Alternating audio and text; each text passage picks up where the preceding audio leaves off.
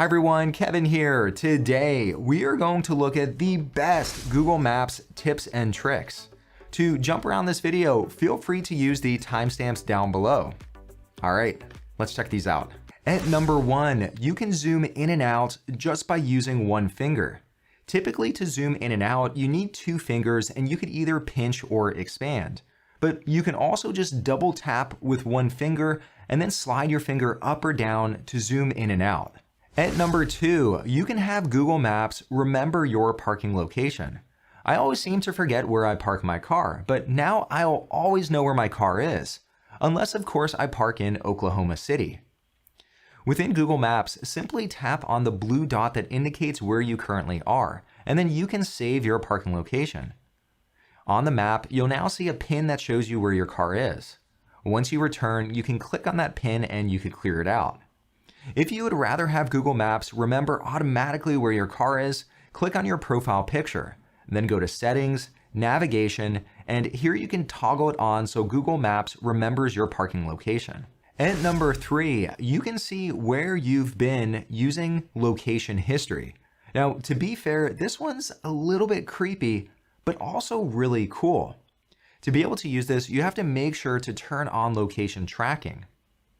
Click on the hamburger menu and then select your timeline. Here I see a map of the world with red dots indicating all of the different places I've been. Let's say I want to revisit my trip to Orlando, Florida. Here I'll click on the dot in Orlando. And here I can see that I flew to Orlando through Dallas. And down below I see day by day that I was on this trip. So I can click through and see every single thing that I did. If I move to the 9th, here I can see that I went on a trip to the Kennedy Space Center. And what's really neat is it also overlays your photos on your map data. So here I can see a photo of myself in front of the NASA sign. And here if I go down, I could also see the Space Shuttle Atlantis. It's pretty much like an automated diary of your life. At number 4, you can time travel using something called Street View History. To access Street View, you click on the little yellow person icon in the bottom right-hand corner. And then all of the different roads will highlight in blue indicating where Street View is available. And it's truly mind-boggling how many different roads Google has covered. Here when I zoom out, you start to get a sense for the massive scope of their coverage. And it's not just roads that they've covered. They've even covered some waterways as well. To use Street View, I simply select the person icon in the bottom right, and then I could drag it onto one of the blue streets. And this will show me the most current picture of this location. In the top left-hand corner, I can see the date of the photo. But if I click on that, I can also go back in time and access past photos. So here you see that in this current photo, there are some large condo buildings at this intersection. But now if I go back in time, just a few years ago, these were all parking lots. It really shows you the massive construction growth going on in the city of Seattle right now. At number 5, you can interact with Google Maps simply by using your voice. The easiest way to do that is to simply click on the microphone icon when you're navigating. But an even easier way to do that is to click on your profile picture.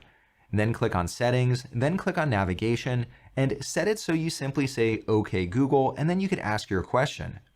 So here I am navigating, and I can say, OK Google, show me all gas stations along my route. Here now I see all of the gas stations and the associated price. If I don't care about price, I could also say, OK Google, route me to the nearest gas station. And there it is. At number 6, and this is a quick one, you can change your vehicle icon. Simply tap on the arrow icon and then you can choose a different vehicle.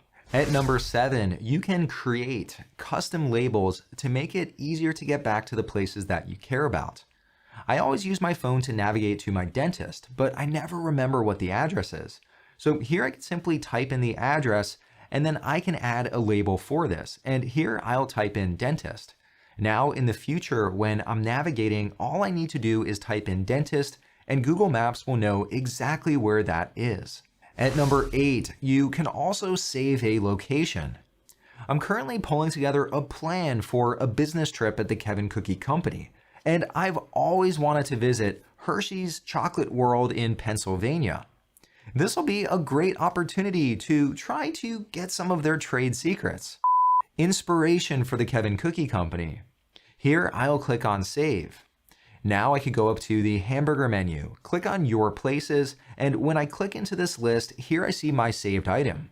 I can even share this list with others so we can collaborate on pulling together the plan for this trip. At number 9, you can download offline maps. This way, if let's say you don't have internet, or maybe you want to save on bandwidth, you can use offline maps. Simply click on your profile picture, then click on Offline Maps. You can now create your own map. And here you can highlight the area that you want to make available offline. The larger the area, the more space the map will take, and the smaller the area, the less space the map will take. Then simply click on Download when you're ready to get your offline map. At number 10, you can also measure distance and area.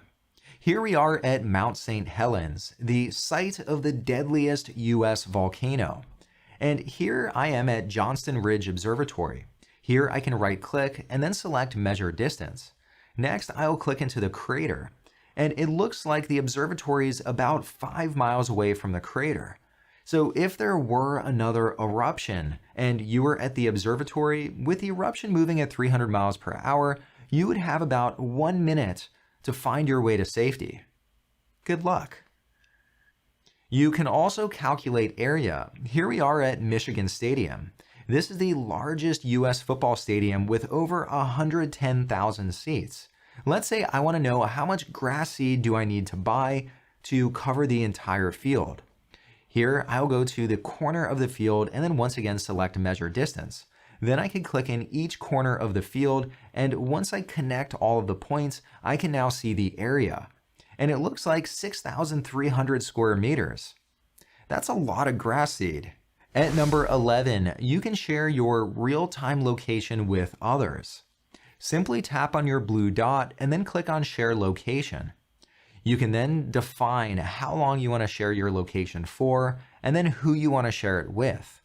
The other person will then be able to see your real-time location on a map. At number 12, you can configure various route options like avoiding highways, ferries, and also tolls. To access this, click on your profile picture, then select Settings, Navigation, and here you have various route options that you can adjust. At number 13, Google Maps isn't just for the outside world. You can also see inside certain select buildings. Here I am at Bellevue Square Mall, and when I zoom in enough, I can see where each retailer is within the mall.